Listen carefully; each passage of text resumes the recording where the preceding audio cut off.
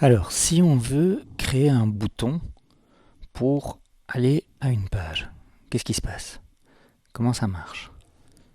Je vais créer ici un petit bouton, n'importe quoi. Voilà, ceci est un bouton. Et je dis que c'est un bouton. Voilà, maintenant c'est fait. Et j'ajoute un script d'action.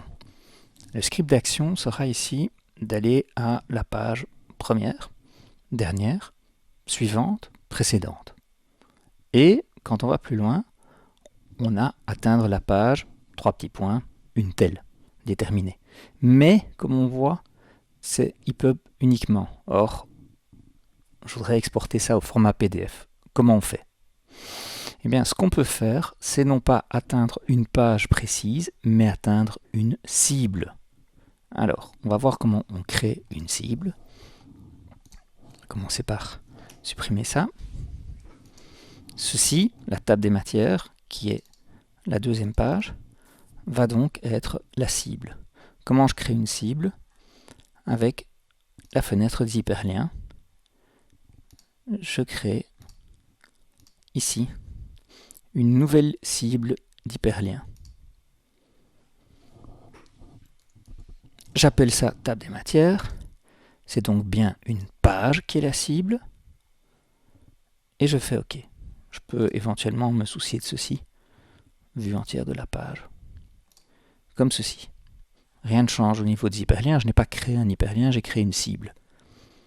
Et maintenant, je vais modifier mon bouton, qui par ailleurs se trouve dans le gabarit. Voilà, ici. Un bouton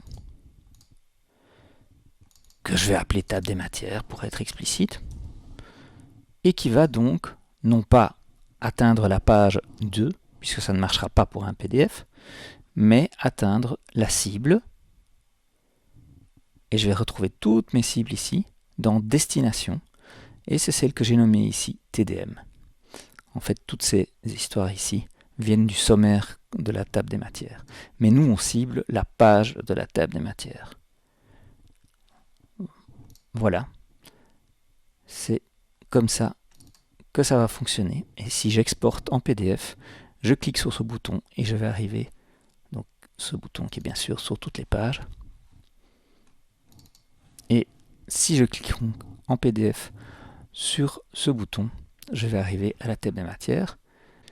Donc voilà comment on fait un bouton dynamique qui va vers une page spécifique.